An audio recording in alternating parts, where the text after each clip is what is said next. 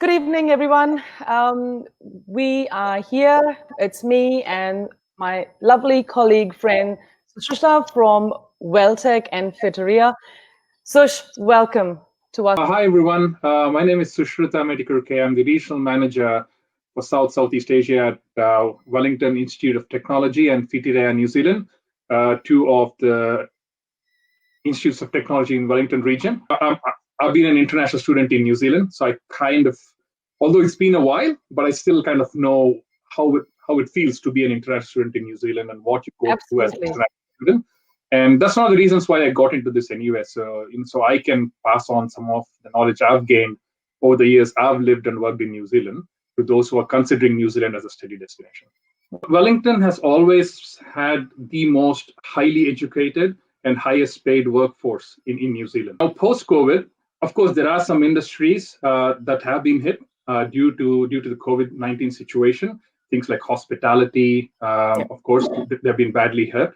But engineering, information technology, creative technology, and things like fintech. I mean, a lot of financial tech companies based out of Wellington.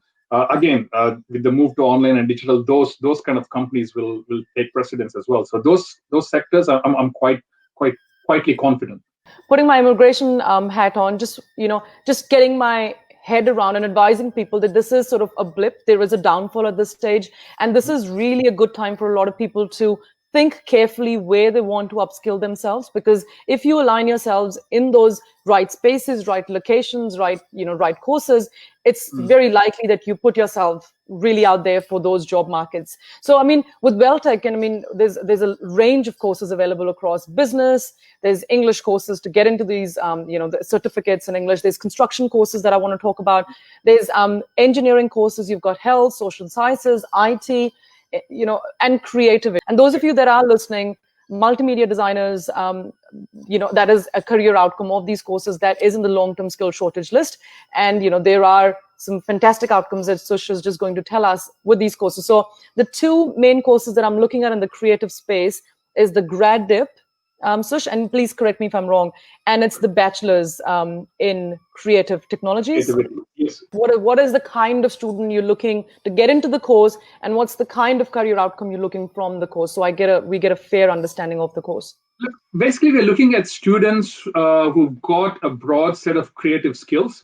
So the portfolio determines whether you get into the program or not. Not just your academics. You may have A+ or 90%, but if you have a weak portfolio, it doesn't matter. You won't get in. All our lecturers are industry professionals. For example, one of our lecturers has been a workshop manager for the Lord of the Rings movies. There's a lot of conversations around pathways and what the course will lead them to do, whether they take it back to their home country. But we all know that New Zealand's a very attractive place for people to kind of settle down, build a career. So what is the industry support, that connecting that student to the industry support that's provided by WelTec and Whitireia? We want to make sure that students are job ready. We work with some of the biggest companies in Wellington region. I mean, ANZ Bank, for example, all the IT companies like Intergen.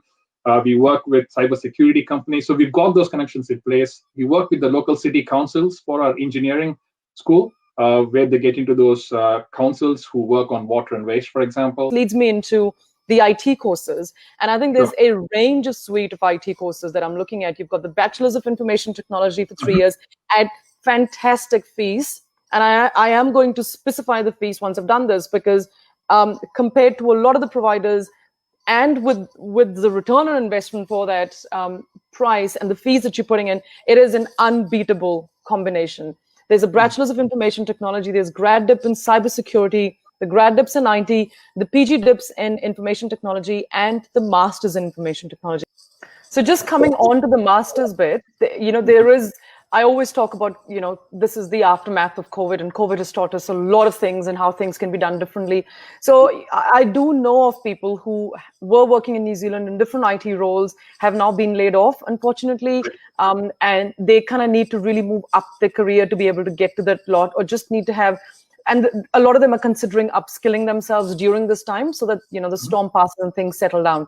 For those people, they've got the bachelor's degree, they've got the work experience from overseas, they've done some work in New Zealand with some decent places, and they are looking at masters. What's the duration of the masters? Would it still be 18 months for them? And my second question is, what's the intakes?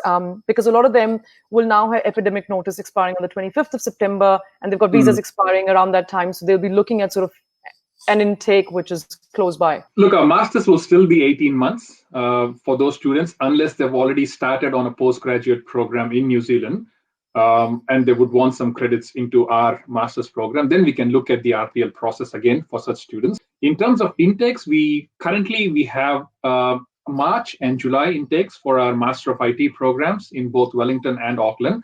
Obviously with COVID, there's a lot of people that are financially tied. There's a lot of questions and interest in bursaries and scholarships. Where does Weltec and Whitireia stand on scholarships, and what is the criteria if there are some available? Yeah, look, we've got scholarship across our bachelor programs in IT, in creative tech, for PG and masters in IT and management, and also grad dips in engineering. We do offer scholarships. For undergraduate programs, for the 3-year degree programs, we offer up to $6,000 in scholarships spread over 3 years. So you basically get $3,000 for the first year, $2,000 for the second, and $1,000 for the third. Because look, the scholarships are quite popular, and the reason is because they are competitive. So you have to make a really good application. There's a separate application for the scholarships where we look at your statement of purpose. We need 2 references, either from your school or college where you studied, or from your work. So we need 1 academic, 1 professional reference if you're a professional, if you're working. So we consider all that. And again, what else have you done other than, if you just spent 4 years studying, it's great, you've got good academics, but what else have you done in those 4 years of studies back home? I mean, have you done anything else? Have you volunteered somewhere? Have you done any certifications? We consider all that.